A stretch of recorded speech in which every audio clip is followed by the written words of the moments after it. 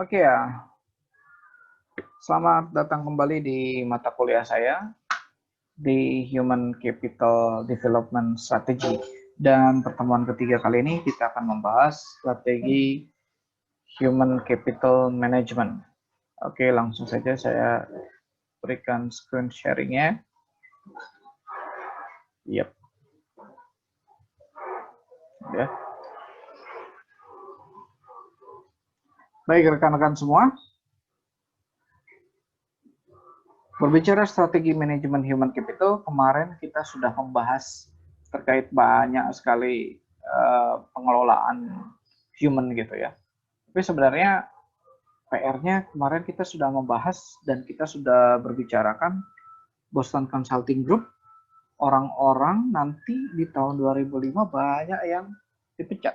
Bukan banyak yang dipecat, banyak yang kehilangan pekerjaan karena digantikan dengan manusia katanya. Nah, itu yang pertama. Yang kedua, gitu ya, orang Indonesia pada dasarnya tidak akan mencapai nanti ke depannya, tidak akan mencapai level manajemen yang tertinggi. Level manajemen yang tertinggi. Sekali lagi, bukan berarti tidak bisa menjadi manajer. Manajernya hanya di level bawah, manajer bawah, dan manajer di tengah. Gitu, tidak mencapai manajer yang tertinggi. Nah, apakah iya gitu? Otomatis pertanyaannya masuk ke dalam sini. Apakah orang-orang masih dibutuhkan atau enggak sih gitu ya? Jadi kalau kita bertanya ini, otomatis orang-orang masih dibutuhkan atau enggak ya?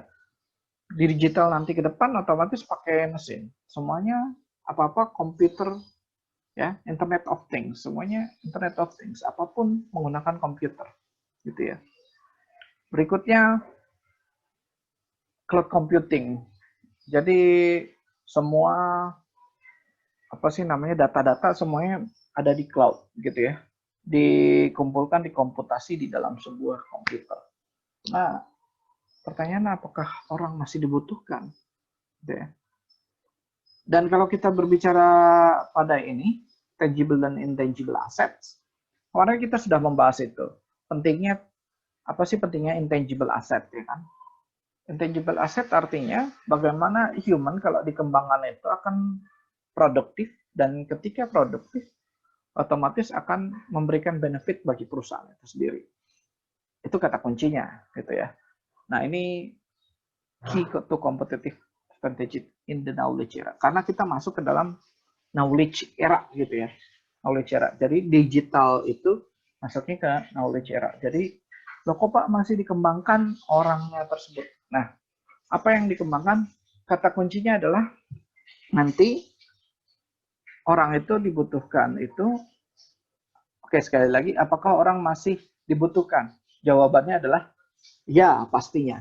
Karena policy itu hadirnya dari manusia, bukan dari teknologi gitu ya.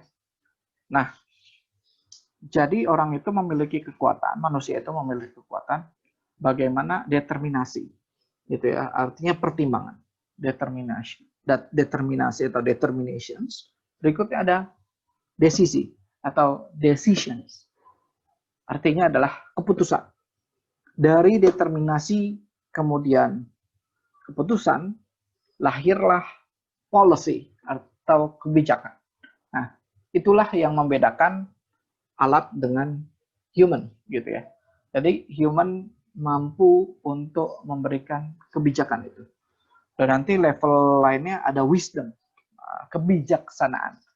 Hadirnya kebijakan, lahirnya kebijaksanaan, dan itu hanya ada dimiliki oleh manusia gitu ya, bukan alat. Nah, bagaimana orang bisa produktif, bagaimana bisa itu menghasilkan income yang baik untuk perusahaan, otomatis di sini adalah ranah dari policy, kemudian juga wisdom itu, gitu ya, teman-teman. Nah, kita nggak membicarakan tangible dan intangible asset karena kemarin kita sudah bahas itu hanya pembuka saja untuk Anda semua. Kata kunci dari manajemen human capital pada dasarnya dia adalah bidang strategis dari suatu organisasi. Nah, otomatis ya harus dipandang sebagai perluasan dari pandangan tradisional untuk mengelola orang secara efektif. Nah, mengelola orang secara efektif it's not easy, man, gitu ya. Nggak mudah, gitu ya. Mengelola satu RT aja itu pusingnya bukan main, gitu ya. RT ngatur orang susah, gitu. Apalagi ini mengelola, membina, membangun kemudian untuk tujuan tertentu, gitu ya. Itu amat luar biasa. Oleh karenanya, dalam pengelolaan diperlukan pengetahuan tentang perilaku humani dan kemampuan untuk mengelolanya. Jadi sekali lagi, pengetahuan dan kemampuan. If you have knowledge about humanistic or humanism, is not enough, man. Itu belum cukup. Karena belum tentu Anda bisa mampu mengelolanya. Sekali lagi, itu baru dari pendekatan humanistic approach, gitu ya. Humanistic approach. Ada lagi psychological approach, pendekatan secara psikologi. Jadi kalau kita ngomongin humanistic approach, Anda akan terhubung dengan psychological approach, gitu ya.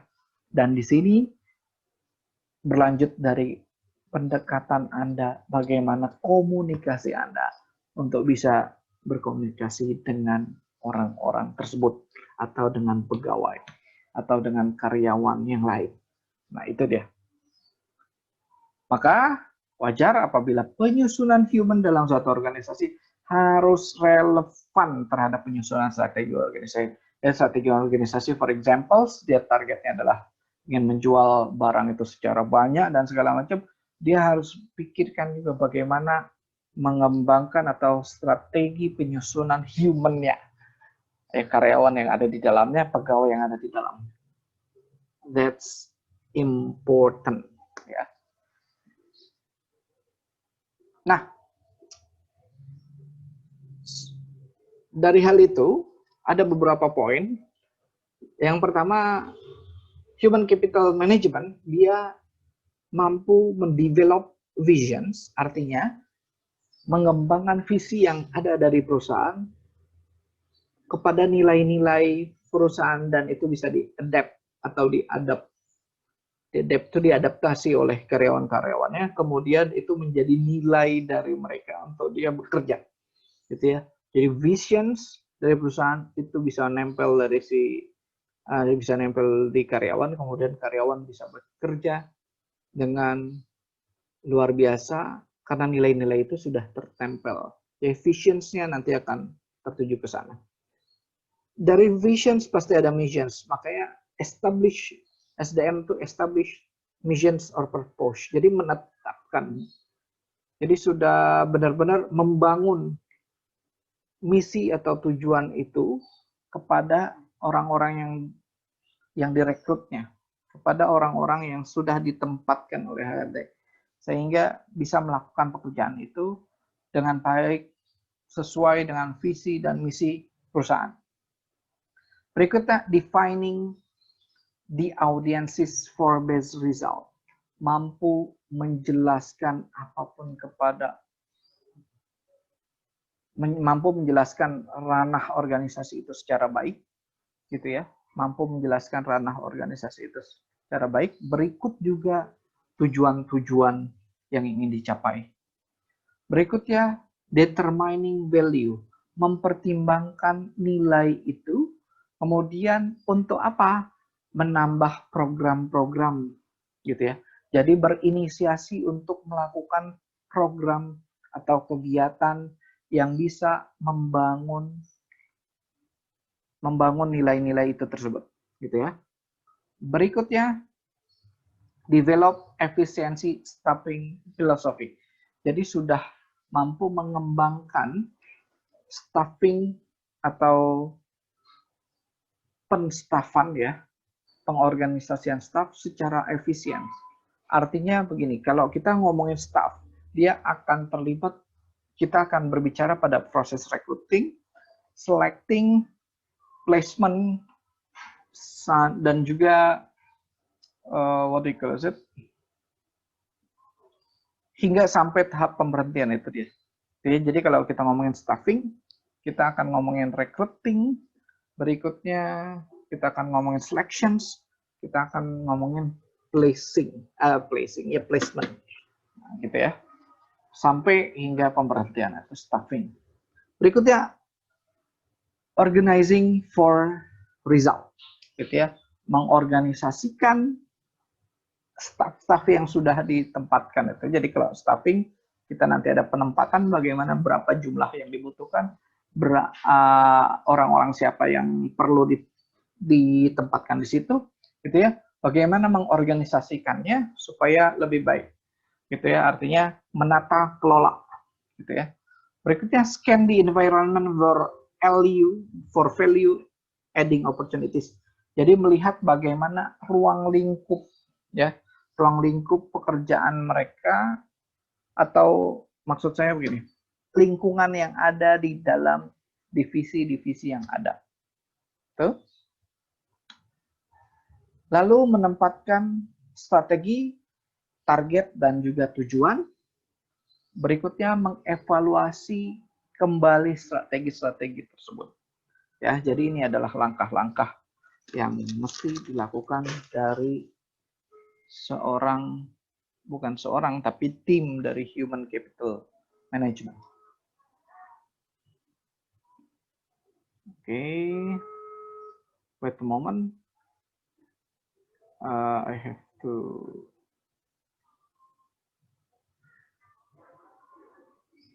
stop first.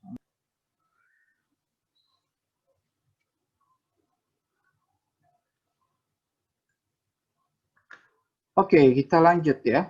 Sorry.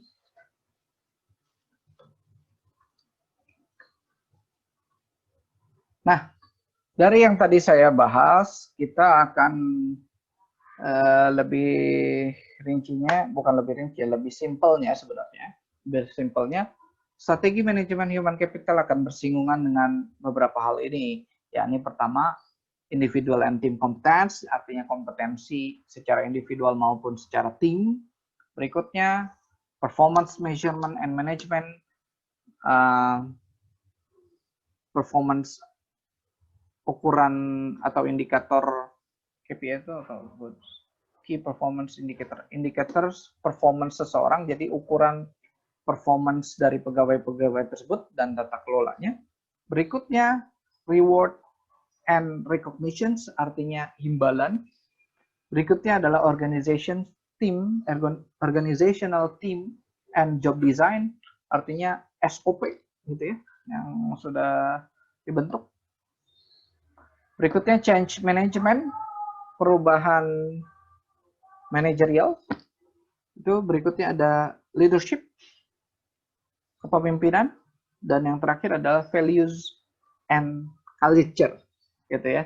Strategi manajemen human capital akan bersinggungan dengan itu, values and culture, nilai-nilai dan budaya dari perusahaan. Otomatis nilai-nilai dan budaya perusahaan ini dibentuk bagaimana ketika tim manajerial sudah memikirkan arah dari visi dan misi yang ingin dicapai. Oleh karenanya, human capital akan mengembangkan itu. Lalu, dia akan melihat kompetensi dari orang secara individu maupun secara tim. Berikutnya, bagaimana performanya. Dan berikutnya ada reward atau imbalan yang diberikan, SOP-nya, pergantian manajerial, itu juga menjadi ketersinggungan dari strategi manajemen human capital. Dan berikutnya bagaimana unsur kepemimpinan memimpin organisasi tersebut. Ya.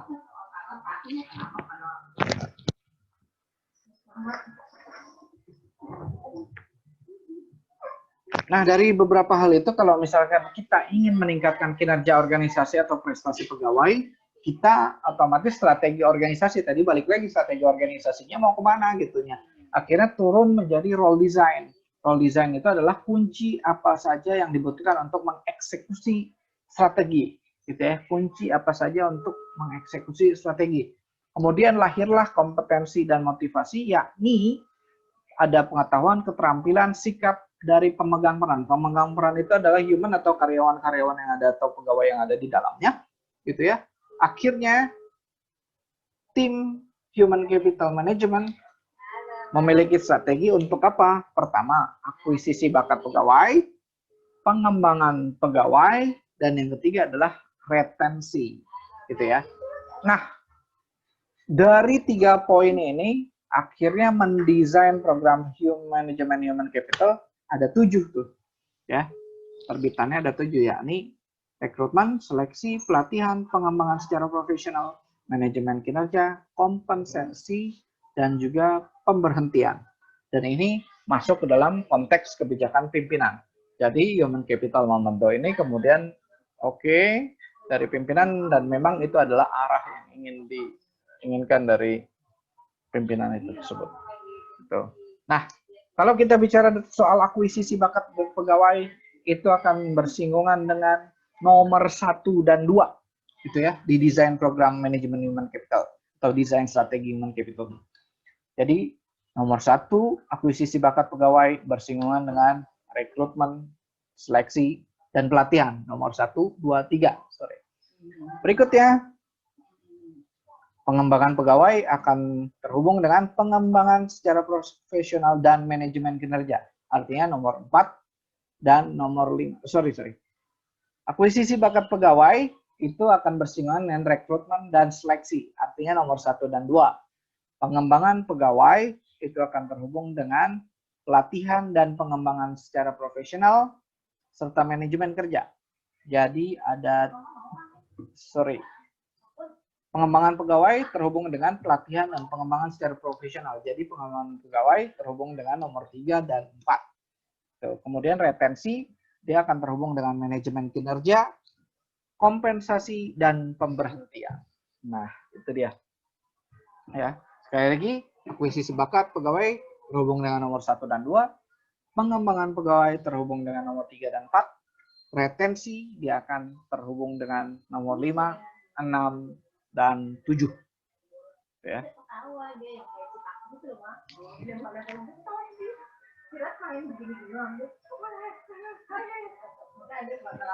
Nah, dari hal-hal yang tadi saya bicarakan, ada 3 poin pokok atau 3 unsur pokok yang sebenarnya Human Capital Management atau Human Capital Officer dia mampu menghandle semuanya. Kata kunci yang pertama adalah menetapkan KPI yang kuat, gitu ya, atau Key Performance Indicator, atau di sini disebut create strong measurable performance indicators. Jadi ketika KPI-nya sudah kuat, tidak ada itu bisa diukur dengan tidak adanya pertanyaan-pertanyaan yang hadir dari pegawai-pegawai tentang ini kok kayaknya ini apa sih namanya merugikan kita tapi menguntungkan perusahaan, misalnya seperti itu. Gitu. Jadi kalau ada KPI yang kuat, itu artinya enak untuk pegawai, enak juga untuk karyawan, untuk perusahaan, itu tidak membuat tanda tanya, gitu ya. KPI-nya tidak membuat tanda tanya. Berikutnya, measure, monitor, and improve, gitu ya. Jadi kita melihat ukurannya itu bagaimana kita memonitor perkembangan orang tersebut, gitu ya, perkembangan si karyawan tersebut. Artinya dalam bagaimana keterampilannya, bagaimana pengetahuannya, apakah selalu meningkat, dan bagaimana sikapnya, gitu ya. Sikapnya apakah berlaku baik, berlaku adil, berlaku jujur atau tidak. Nah, itu menjadi penting. Jadi measure dan monitor itu akan terhubung dengan knowledge, skill, dan juga sikap, gitu ya. Itu penting. Kemudian improving, bagaimana dia melakukan perbaikan setiap bulan, setiap tahun, bahkan setiap bulannya, gitu ya. Jadi kita bisa melihat setiap bulan dia semakin meningkat atau tidak, semakin diperbaiki atau tidak. Dan itu ada ukuran-ukuran. Misalnya dia melakukan ini, poinnya sekian, melakukan ini, poinnya sekian. Artinya orang akan terus mencoba memperbaiki ketika poin-poinnya itu jelas, gitu, tidak ada pertanyaan, kemudian dia berupaya untuk selalu meningkat. Karena pegawai itu ada beberapa tipe. Yang pertama, cukup saja dia begitu saya kerjanya landai, gitu ya, sesuai dengan aturan. Ada yang baik, artinya bekerja cukup luar biasa, tapi ada yang bekerja semakin baik sekali gitu ya. Artinya ketika kehadiran itu always on time atau dia bahkan hadir lebih awal gitu ya, bekerja kemudian pulang lebih akhir, tapi seluruh pekerjaannya beres, clear, bahkan melakukan pekerjaan yang lain gitu ya dengan cepat, tepat, dan efektif dan efisien. Itu dia. Nah, berikutnya ada reward for performance. Nah, kata kuncinya berikutnya adalah ketika sudah bisa mengukur, memonitor, dan melihat perkembangannya semakin baik, reward, imbalan gitu ya dari performance-nya dia gitu ya, dari apa yang dia sudah lakukan untuk perusahaan. Nah, ini penting. 3 poin ini, KPI, monitor dari KPI-nya dia, berikutnya reward, itu menjadi penting. Baik, jadi seperti itu. Kita lanjut. Nah, ini kekhasan atau tipikal dari strategi sumber daya manusia. Sebenarnya ada beberapa poin dan mudah-mudahan kita bisa ikuti ini. Yang pertama adalah attract and select talent. Artinya menarik dan juga menyeleksi dari talent atau karyawan. Berikutnya align new talent to the organizations, menyelaraskan talent atau karyawan dengan organisasi atau perusahaan itu. Berikutnya build capacity to perform and lead gitu ya. Jadi membangun kapasitas untuk orang-orang tersebut atau orang-orang yang sudah direkrut itu untuk bisa perform dan bisa memimpin gitu ya. Berikutnya provide competitive salaries and benefit gitu ya. Mempersiapkan gaji yang kompetitif dan juga baik gitu ya, atau bermanfaat untuk kedua-duanya, baik perusahaan maupun dirinya, maksudnya karyawannya. Berikutnya memotivasi untuk perform and excellent. Jadi memotivasi untuk senantiasa bekerja dengan baik dan bekerja lebih baik gitu ya. Berikutnya create effective employee communications. Artinya SDM itu sebenarnya ada di tengah-tengah karyawan gitu ya. Artinya menjadi tempat perlindungan karyawan gitu ya. Otomatis komunikasi dan relasinya harus baik. Jadi bukan dia terdiri ada dipisah gitu, kemudian dia selalu against dengan karyawan. Ketika karyawan, saya seharusnya posisinya sudah naik gitu, gajinya dan segala macam itu. Dia HRD dan juga human capital itulah posisinya berada di tengah gitu. Dan dia bukan menjadi judging, tapi menjadi tempat untuk dia, untuk karyawan itu bisa berkomunikasi ketika sebelum dia berkomunikasi dengan atasan terkait performance dirinya gitu loh. Dan yang terakhir adalah retain critical talent. Artinya apa sih namanya? Ketika ada karyawan-karyawan yang kritis, itu justru dipertahankan. Kritis bukan berarti apa sih namanya, berbahaya untuk perusahaan. Kritis itu justru membangun untuk perusahaan. Bedakan kritis dengan nyinyir, oke? Bedakan kritis dengan nyinyir. Jadi kritis itu ketika dia berpikir